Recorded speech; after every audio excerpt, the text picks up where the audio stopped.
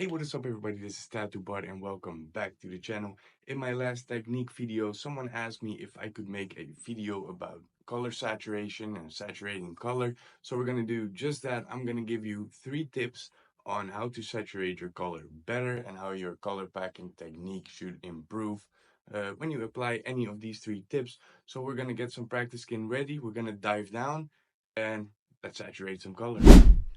For this video, we're going to use black, dark green, and a light green. This is because these are probably the hardest colors to blend in my opinion. I'm going to use my WS E60, which has an adjustable stroke, but we're going to use it at 4.0 millimeters.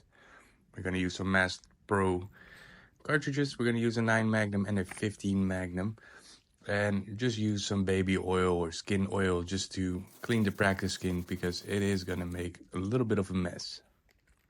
We're going to start with our 9 Magnum here, and I'm going to put my voltage on 5.5, which is my favorite color packing voltage. As you can see, my needle is sticking out pretty far, and we're going to bring it a lot more back in because we need a very good ink flow onto the skin. The better the ink flows onto the skin, the more ink you're putting into the skin. So make sure you're not sticking your needle out too far because we want to saturate that color very well.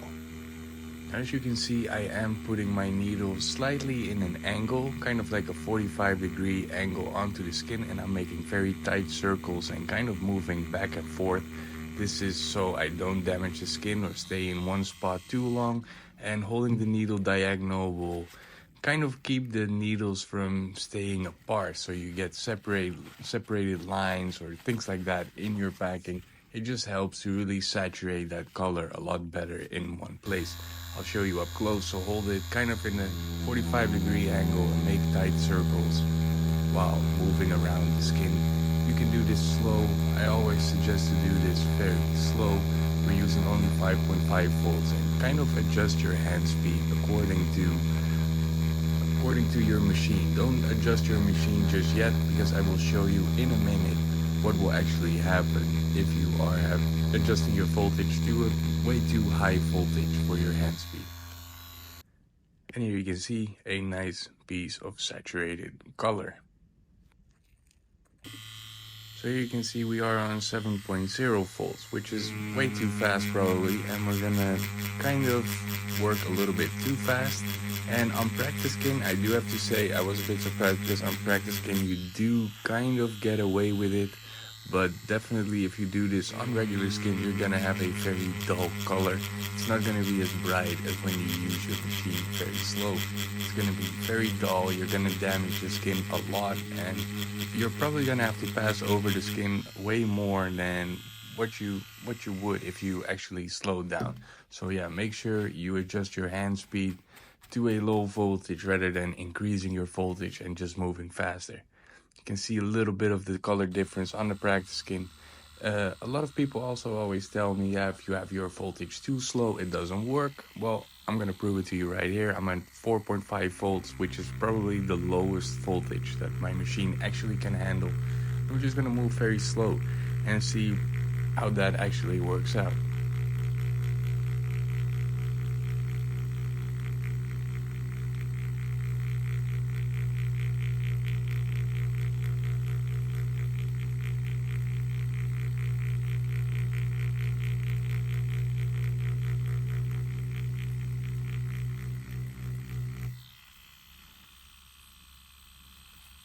Another nice feature of running your machine very slow is if you have like a little crease like this, you can pass over a lot better than when you're running your machine very high because you will just damage the skin rather than putting ink into the skin. So yeah, just slow down.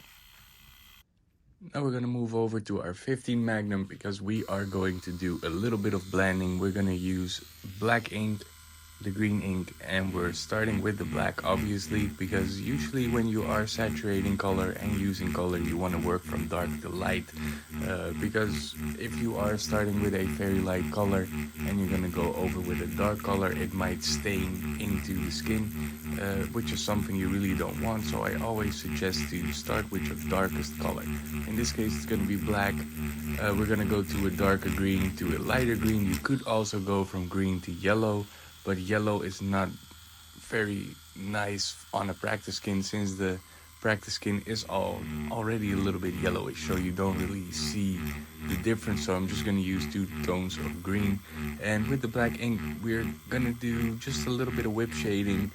Don't oversaturate your shading just yet, but kind of build it up from a solid black to a nice peppery shade. And once you got all your blacks in there, we're gonna move over to a little bit of a darker green, and we're gonna do pretty much the same thing. From where that whip shading ended, we're gonna start a new whip shade and kind of work back into that black ink. And we're gonna whip out just like you would do with whip shading, and then later we are gonna come back and really saturate that color by kind of more so packing it in from where that solid black kind of stopped to where your whip shade starts. And this is the most crucial thing, because this will give you a very nice and smooth blend result in the end. I wanted to extend my green just a little bit more, so I'm gonna softly whip over a little bit more to kind of extend that whip shading. Don't press down too hard, don't get it in at one go, but just softly pass over, work slow, have your machine at a low voltage, and just slowly work your way up so you can create very nice and soft blends. Now we're gonna go over to the lightest green, and we're gonna repeat the same thing that we did from the dark green to the black. So we're gonna start with whip shading up a little bit more and kind of extending over that whip shade that we previously created with the darker tone. Kind of, softly blend out that color, and make sure you keep the skin very clean when you are wiping, so you can see which spots need a little bit more attention. Now right here you can see it is not completely smooth just yet, so we're gonna go back a little bit with a little bit of the darker tone and blend it just a little bit smoother from where that very dark green and black ends, and just progressing a little bit throughout the blend. Just take your time, it doesn't have to be in there in one go. Just take it easy and slowly blend it out until you are satisfied. Now you could use a faster hand motion to blend out those colors over the border kind of area where your blend actually starts, and this is where you can use that fast motion to really blend out those colors through each other rather than just using the whip shade. And this is where a lot of people get confused, because they see someone packing color super fast, but it's more to blend out a couple of colors or do a transition sort of thing. So when you're packing solid, always work slow. If you are blending, you can move your hand a little bit faster. Let's give that a good clean, and you can see a very nice transition. There you go. So I really hope you learned something from this video, and I hope I didn't make it too long. But long story short, it is always important to either pick the right needle, make sure you slow your hand speed down rather than crank your machine up, because it just works a little bit easier, and it's very easy to blame the machine rather than yourself. And I cannot tell you guys enough that always find the problem within yourself. So slow down your hand speed and try to figure it out. Set your depth to where you have a nice ink flow, because you want to get as much ink on the skin as possible, and just slowly pass over it.